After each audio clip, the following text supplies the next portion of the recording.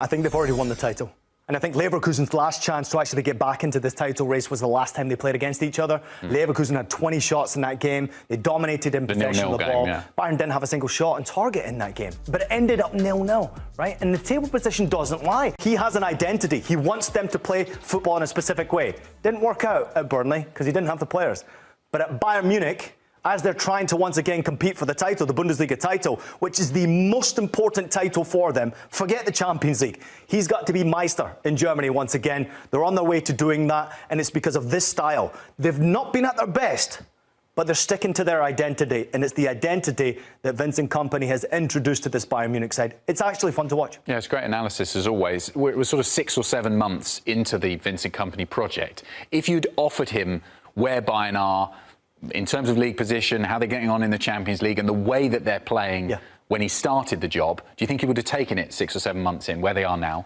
Yeah, listen, they have to win the German title. That is the utmost importance to everyone at Bayern Munich Football Club. They've got to be the champion of Germany. It's FC Hollywood for a reason, and the disappointment from last year was down to the success of Xabi Alonso, and actually it was many years in the making. The season before that, when Musiala scored a last-minute winning goal against Cologne to win the title and Dortmund fluffed it up, you got lucky there. And then they didn't get lucky because Xabi Alonso got it right that next season, and they were unbelievable, undefeated throughout the campaign. And it was always going to be difficult for Bayern to be champion again because they needed to improve on the sidelines. I think they did that with Vincent Kompany. It's a surprise decision, but they did that with Kompany because he's young and he's hungry.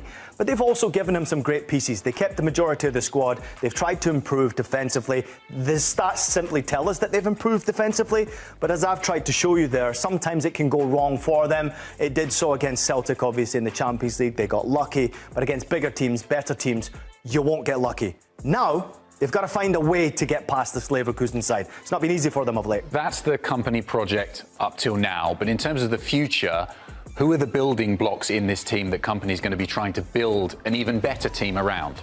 Well, they've just recently announced the signing of Musiala to a long-term contract. Therefore, you've got to buy around him.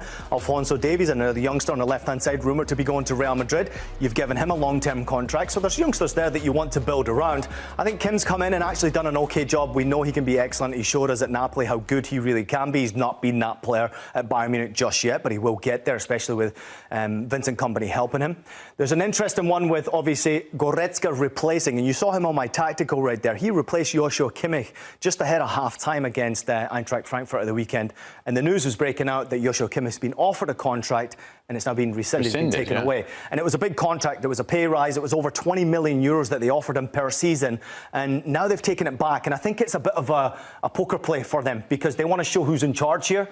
I think they better be very careful because Kimmich could be a very important piece of what Kompany's trying to build because of his honesty, because of the player he is, the experience that he's got, and his connection with a lot of these young players. He's an outstanding player. To replace him will cost them a lot. Palhinha's not necessarily worked out for them. Goretzka's probably not that guy either.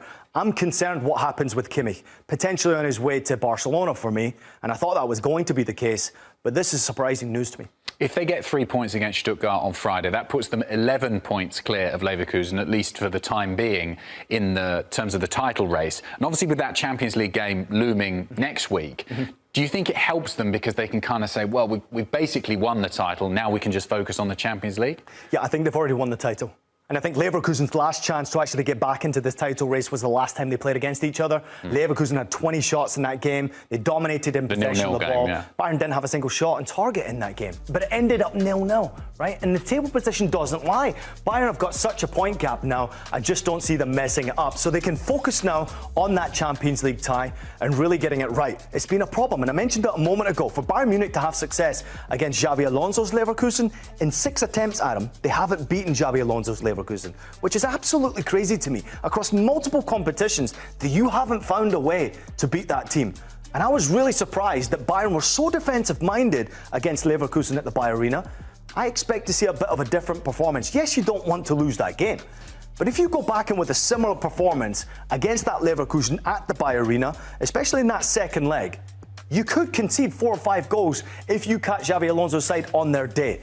They've got players who are performing very well right now. We all know, obviously, with Schick up top, obviously, he's the goal scorer right now, and he's doing a great job for them. He's such a dangerous player, and he's got a point to prove. But Florian Wirtz is the key playmaker for them, and it's really interesting to me to see how this game is really going to play out, where it's going to be won or lost. If they go out of the Champions League, may that cause a crisis of confidence for Bayern Munich in the league, or do you not see that happening? Are they just too far ahead? If they go out to Leverkusen, it could cause embarrassment in Germany. Yes, because obviously the media is all over Vincent Kompany and he's having to defend himself left, right and centre.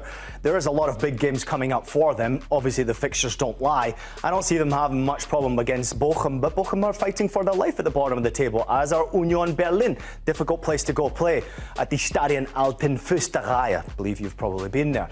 But Leverkusen... I didn't say it like that when I did. You did after a few beers. Listen, Leverkusen's the focus right now. Stuttgart will be a focus, but it will be a rotated team, I would imagine. You got to get your best players back healthy. Kane's an important piece of this puzzle because he's their goal scorer. Penalty kick or no penalty kick, he's a presence, and they need him up there. But they need to have their players who have been somewhat squad players this season playing better football. Sané, Gnabry, Musiala, massively important. Kingsley Coman, massively important. Goretzka coming in, it looks like he might be on his way out the door, but still massively important to their success.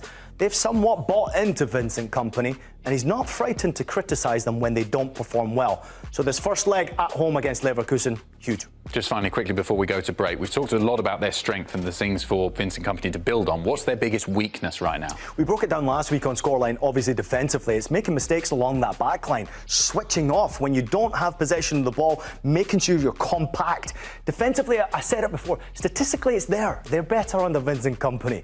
But in big games against top opponents, you cannot put out a performance like they did against Leverkusen in that most recent Bundesliga game because they got lucky in that game. Florian Wirtz missed a sitter. Obviously, there was 4 or 5 big opportunities for Leverkusen that they missed. This time around in the Champions League, if you want to be closer to the semi-finals, maybe even get to a final, these are the games you've got to take care of business. Show Leverkusen exactly how good you are and how much you've developed over the last 12 months and even since that last game in Leverkusen. I think Bayern can go through in this tie. I really do. And I think they've got a point to prove.